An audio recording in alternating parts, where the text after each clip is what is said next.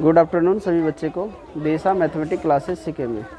तो चलिए आज मैं शुरू करने वाला हूँ अध्याय 13 9th क्लास का मैथ है और प्रश्नावली 13.1। प्रश्न संख्या 1 देखिए क्या कह रहा है, फिर उसको हम बनाएंगे। इससे पिछले वीडियो में मैं अध्याय 13 के बारे में जितने भी फार्मूले हैं, सूत्र हैं, उन सभी को बता दिए हैं। वो वीडियो देख लेना, उसके बाद इस वीडियो को देखना ताकि सवाल बनाने में कोई दिक्कत ना हो। 1.5 मीटर लंबा, 1.25 मीटर चौड़ा और 65 सेंटीमीटर गहरा प्लास्टिक का एक डिब्बा बनाया जाता है। इसे ऊपर से खुला रखना है। प्लास्टिक शीट की मोटाई को नगण्य मानते हुए निर्धारित कीजिए। दो ऑप्शन दिया है कि पहला में डिब्बा बनाने के लिए आवश्यक प्लास्टिक शीट का क्षेत्रफल, दूसरा इस शीट का मूल्य। यदि 1 मीटर स्क्वायर शीट का मूल्य 20 रुपया है तो कितना होगा सबका शीट का दाम। समझ गया। मान के चलो ये क्या कह रहा है, पहले देखो 1.5 मीटर लंबा, 1.25 चौड़ा और 65 सेंटीमीटर गहरा प्लास्टिक का डब्बा है। अगर मान के चलो कि अगर ये प्लास्टिक, जैसे हम बताएं क्या कि घनाभ में जो है ना लंबाई चौड़ाई ऊंचाई अलग अलग होता है, और घन क्या होता है उनकी लंबाई चौड़ाई मोटाई सब एक जैसा होता है। तो अगर वैसा ये डब्बा होता तो सब एक जैसा होता लिखा हुआ, लेकिन ऐसा यहाँ पे नहीं है। इसीलिए हम इसको जो है ना पहला नंबर डब्बा बनाने के लिए आवश्यक प्लास्टिक के शीट का क्षेत्रफल निकालते हैं। तो सबसे पहले इस फिगर को दर्शा देते हैं। फिगर ये इस प्रकार है, समझ गया। ये फिगर जो है इस प्रकार है।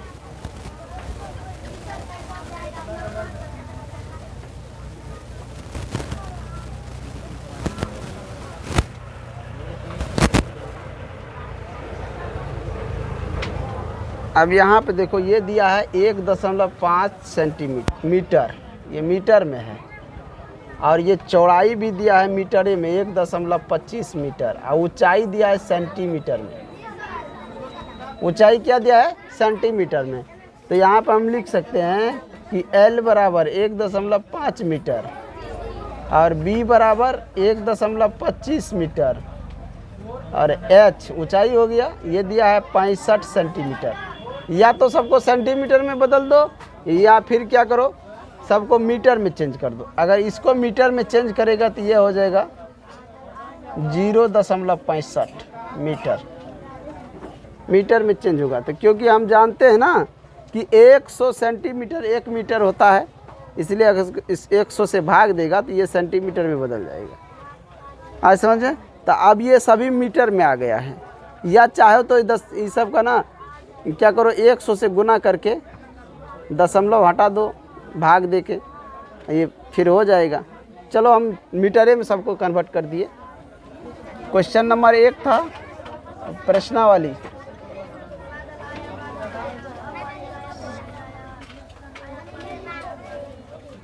प्रश्नावली 13.1 प्रश्न संख्या 1। समझ गया। यहाँ पर लिखेंगे घनाभ की विमाएं, घनाभ की विमाएं जो दिया है, घनाभ की विमाएं में दिया है ना L बराबर 1.5 मीटर, B बराबर 1.25 मीटर और H बराबर 0.65 मीटर लिख दिए। अब कह रहा है पहला नंबर में क्या कह रहा है कि देखो पहला नंबर में सवाल कह रहा है यहाँ पे कि डिब्बा बनाने के लिए आवश्यक प्लास्टिक शीट का क्षेत्रफल। डिब्बा बनाने के लिए आवश्यक प्लास्टिक शीट का क्षेत्रफल।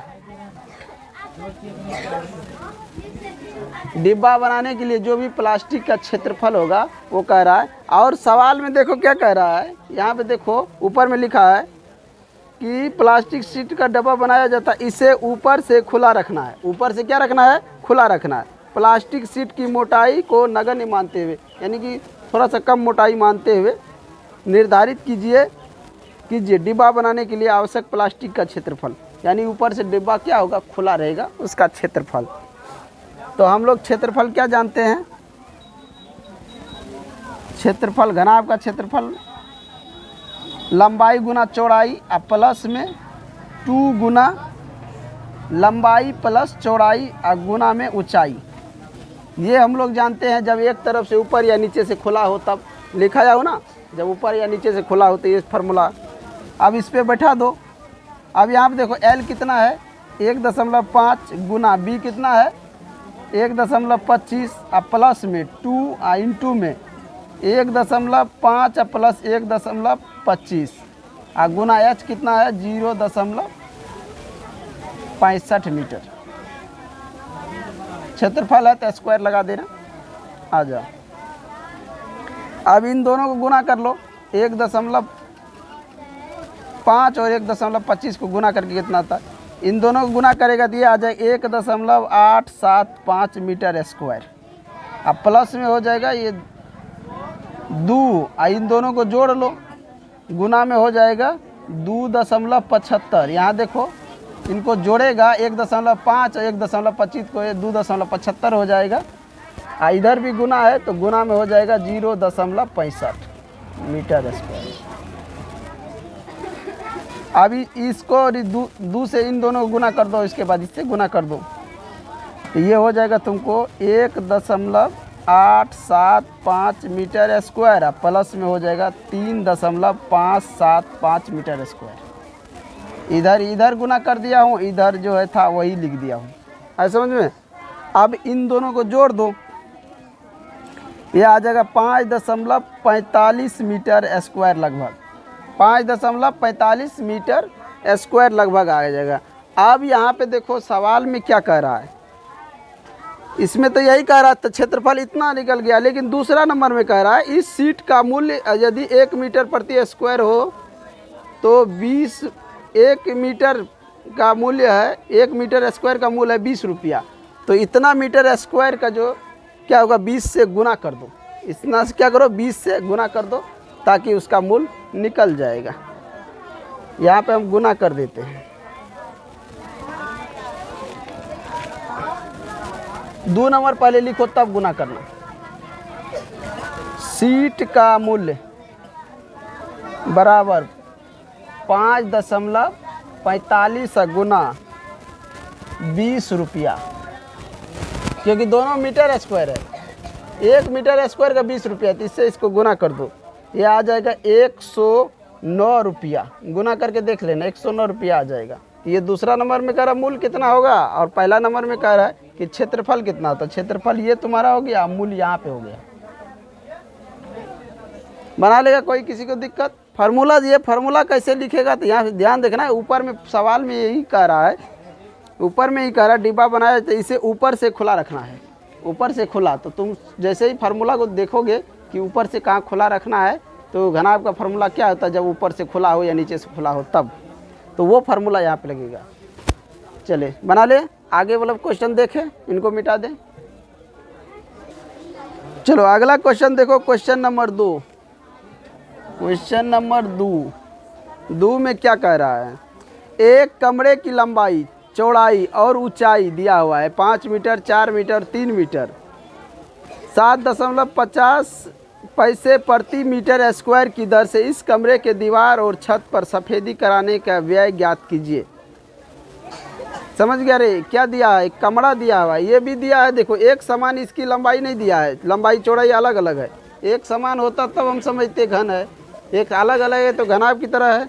और 7.50 प्रति रुपया मीटर स्क्वायर की दर से कमरे की दीवारों और छत पर सफ़ेदी कराने का व्यय ज्ञात कीजिए। कमरा के दीवार पे, तो दीवार तो चारों साइड होगा, छत ऊपर से होगा, इस सब का कराएगा। नीचे से तो फर्श होगा, उसको तो कराएगा नहीं, तो उसी का कह रहा है खर्च निर्धारित कीजिए। चलो यहाँ पे देखो, फिर मैं लिख लेता हूँ। घनाभाकार कमरे की विमाएं दिया हुआ है ना, लंबाई यानी कि L बराबर 5 मीटर, चौड़ाई B बराबर 4 मीटर, ऊंचाई H बराबर 3 मीटर। अब यहाँ पे मैं फिगर दर्शा देता हूँ।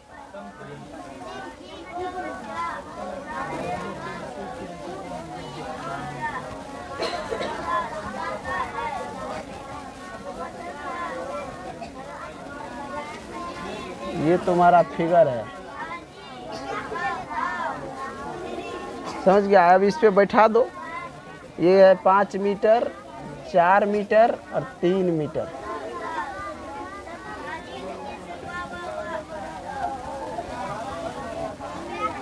घनाभाकार कमरे की दीवारों और घन का क्षेत्रफल, दीवारों और घन का क्षेत्रफल।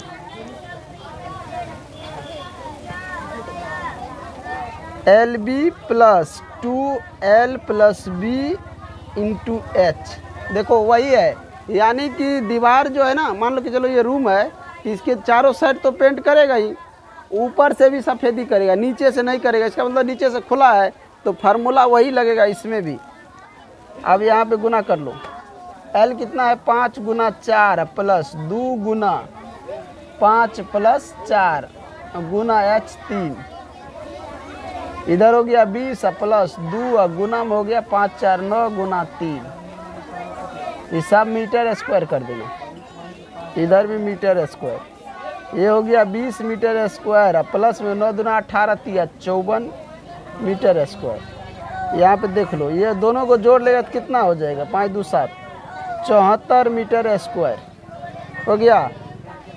अब यहाँ पे जगह नहीं है, थोड़ा सा मैं शॉर्ट करके यहाँ पे लिखता हूँ, इसलिए घनाभाकार कमरे की दीवारों और छत की सफेदी कराने का खर्च 74 गुना 7 दशमलव कितना रुपया दिया है? 7.50 पैसा, 7.50 प्रति मीटर स्क्वायर से। अब इस दोनों को गुना कर दो, कितना हो रहा है? ये गुना जब इन दोनों को करेगा तो 555 रुपया हो जाएगा। 555 रुपया में जो है उस दीवार का और छत का सफ़ेदी होगा, उतना रुपया खर्चा होगा, 555 रुपया। समझ गए? अब हम लोग देखेंगे क्वेश्चन नंबर 3 को। इसको बना लो, अगर कोई भी दिक्कत है तो बोलो। कहीं भी दिक्कत नहीं ना है? चलो मिटा दें, लिखो तेजी से, आगे बढ़ जाते हैं।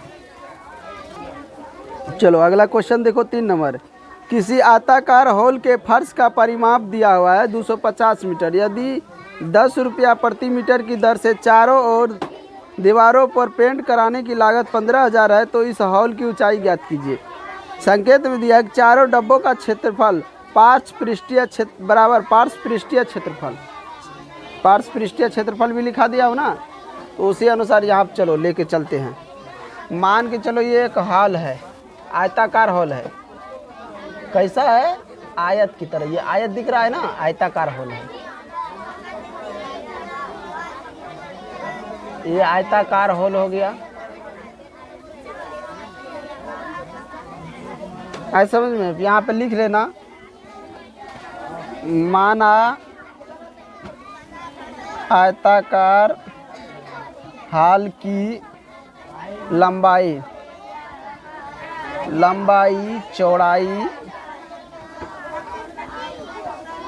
लंबाई चौड़ाई तथा ऊंचाई क्रमशः L, B तथा H है।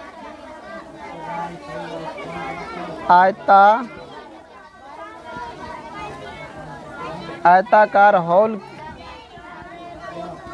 के चारों आयताकार हॉल के फर्श का परिमाप ना, आयताकार हॉल के फर्श का परिमाप 250 मीटर। तो परिमाप निकला 250 मीटर। यहाँ पे हम लिख सकते हैं आयताकार हॉल का फर्श का परिमाप, इसका फार्मूला क्या होता है हमने बताए हैं कि 2 × L + B ये होता है। अब बराबर में कितना हो गया 250। अब यहाँ पे हम लिख सकते हैं आयताकार हॉल के चारों दीवारों का क्षेत्रफल बराबर क्या दिया है 15। किस में दिया है 1500, पहले देख लेते हैं।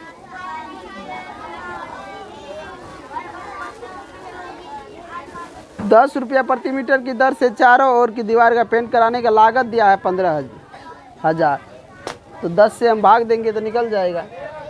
इसमें 10 से भाग दे दो, 1 सोना कट जाएगा, ये बचेगा कितना 1500 मीटर। अब यहाँ फार्मूला बैठा दो 2 × L +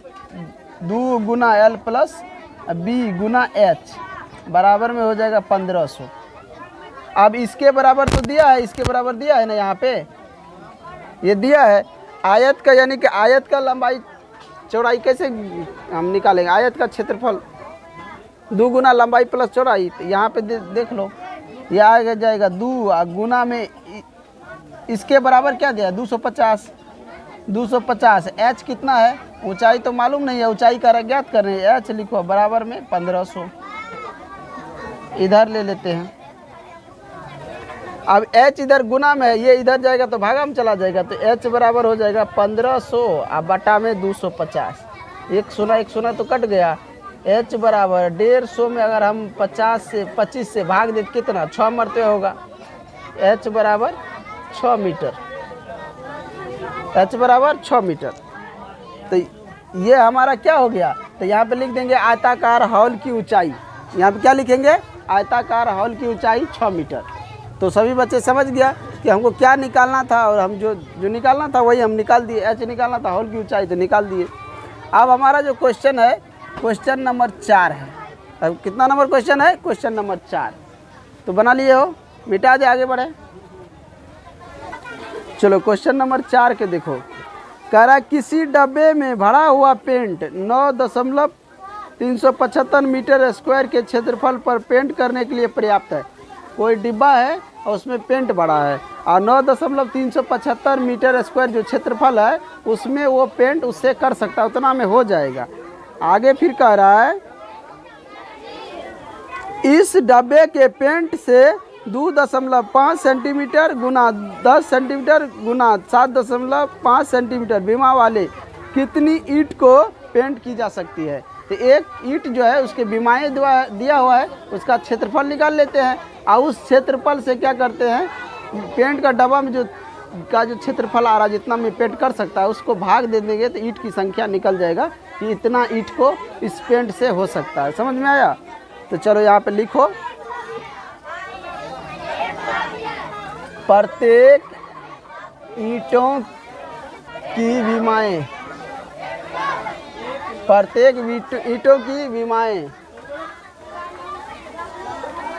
दिया हुआ। देखो क्या दिया है कि प्रत्येक ईंटों की विमाएं तो दिया हुआ है, लंबाई भी दिया है, उसके बाद तुमको बी जो है चौड़ाई भी दिया है, फिर ऊंचाई भी दिया है। अब मान के चलो ये तुम्हारा ईंट है। ईंट कैसा होता है तुम लोग देखा होगा, ईंट को घनाभ के आकार का ईंट होता है, घनाभ के आकार का ईंट होता है। कैसा ईंट होता है, घनाभ के आकार का।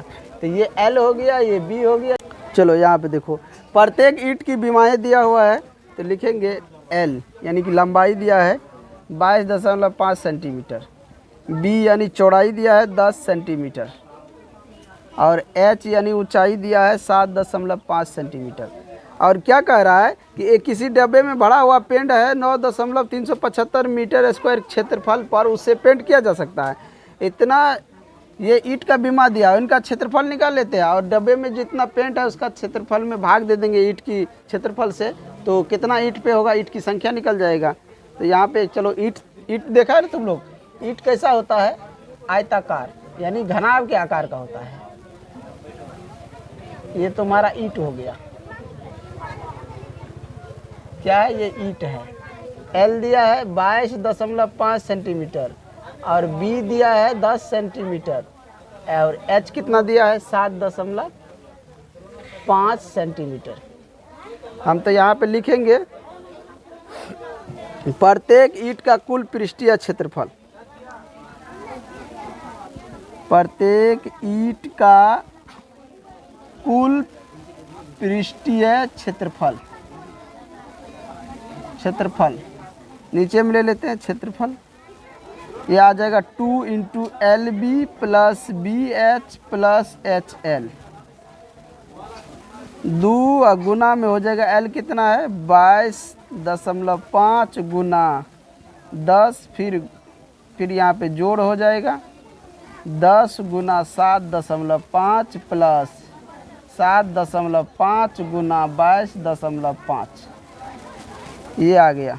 अब इन सभी को गुना कर लो। 2 गुना 22 इसको जब इस 10 से गुना करेगा तो ये आ जाएगा कितना आ जाएगा? 22 इसको जब इससे गुना करेगा तो दशमलव तो हट जाएगा, 225 आ जाएगा। गुना करके देखो तू लोग कितना कितना आ रहा है। गुना कर लिया? चलो यहाँ देखो, इसको जब इससे गुना करेगा 225 हो जाएगा प्लस में, इससे जब इसको गुना करेगा तो ये आ जाएगा 75। अब प्लस सब सेंटीमीटर है, ध्यान रखना। और इसको जब गुना करेगा तो ये आ जाएगा तुम्हारा 168.75।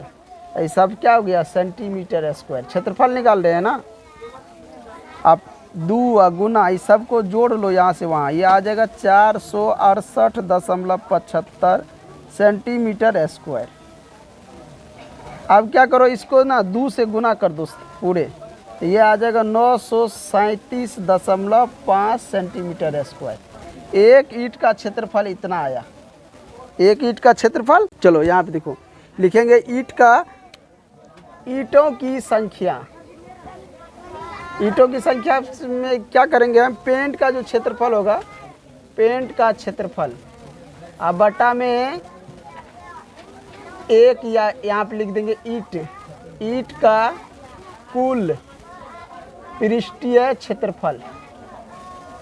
ईंट का कुल पृष्ठीय, पेंट का क्षेत्रफल कितना दिया हुआ है? 9.375 मीटर स्क्वायर। और यहाँ पे कितना निकला है कुल ईंट का क्षेत्रफल? 9375 सेंटीमीटर स्क्वायर। अब देखो यहाँ पे इसमें दिया है सेंटीमीटर, उसमें क्या दिया है? मीटर दिया है। इसमें मीटर, इसमें सेंटीमीटर। समझ गया? तो क्या करो, इसको ना 100 से गुना कर दो। ऊपर वाला में 100 से गुना कर देगा तो ये भी हो जाएगा सेंटीमीटर स्क्वायर। 100 से गुना कर दो, सेंटीमीटर स्क्वायर हो गया। और नीचे सेंटीमीटर सेंटीमीटर काट दिए। अब 100 से इसको गुना करेगा और यहाँ पे दशमलव है तो दशमलव उड़ा के ऊपर में पहले इसको गुना कर लो। 100 से गुना करो, कितना हो रहा है? गुना करो जल्दी। डायरेक्ट यहाँ से ऐसे लो, 9.375 गुना 100 गुना 100 सेंटीमीटर स्क्वायर। और नीचे में हो जाएगा 937.5 सेंटीमीटर स्क्वायर। ये और ये कट गया। अब यहाँ पे 9.375 गुना 100 और नीचे में हो जाएगा 937.5 गुना, यहाँ पर कर दो 10। ठीक है? अब यहाँ पे इससे इसको काट दो, ये ऊपर हो जाएगा 10 और गुना इधर हो गया 10, यानी कि ये दशमलव उड़ाने के लिए इधर 10 गुना 10, ये हो जाएगा 100 ईंट। समझ गया? ये कितना हो जाएगा? काट के देख लेना, 100 ईंट आ जाएगा। 100 ईंट आ जाएगा। यहाँ पे काट के देख लो तू लोग, 100 ईंट आ जाएगा। काट के देख लो। यहाँ पे 10 से गुना होगा, यहाँ जो लिखे हैं ये 10 से होगा, क्योंकि यहाँ देखो दशमलव के बाद एक अंक है ना, यहाँ दशमलव के बाद 1 अंक है, इसलिए यहाँ पे 10 से गुना होगा। तो यहाँ पे इसको इससे काटे थे तो यहाँ पे 1 कट गया और यहाँ पे कट गया। 100 ईंट की संख्या हो गया। यानी कि उस डब्बे से जो पेंट किया जाएगा ईंट को, तो 100 ईंट को पेंट किया जाएगा। यानी जो कह रहा है सवाल में क्या कह रहा है कि आयताकार ये किसी डब्बे में भरा हुआ पेंट, यानी जो डब्बा में भरा हुआ पेंट है उसके क्षेत्रफल दिया हुआ है, पेंट करने के लिए पर्याप्त है, यानी कि इतना क्षेत्रफल में पेंट हो सकता है। तो एक ईंट का क्षेत्रफल इतना है और इतने क्षेत्रफल वाला कितना ईंट, तो 100 ईंट है। इतना क्षेत्रफल वाला कितना ईंट है, 100 ईंट में जब पेंट करेगा तो वो पेंट तब जाके समाप्त हो जाएगा, ख़त्म हो जाएगा, नहीं बचेगा। समझ गया? तो वही कह रहा ईंट की संख्या कितना होगा। आ गया समझ में? चलो अब जो है हमारा क्वेश्चन नंबर 5 अगले वीडियो में होगा। ये वीडियो लंबा हो गया है, इसलिए अगले वीडियो में 5, 6, 7 और 8 4 को सवाल है जो अगले वीडियो में लेंगे। उसके बाद फिर जो है हमारा प्रश्नावली 13.2 चालू होगा। समझ गया? तो जो भी बच्चे इस चैनल पर नए हो, चैनल को लाइक और सब्सक्राइब जरूर कीजिए और चैनल पर बने रहिए, ताकि पूरी मैथ का जो है ना वीडियो हम इस पर अपलोड करेंगे, सभी बच्चे देखें, अच्छे से पढ़ें। धन्यवाद।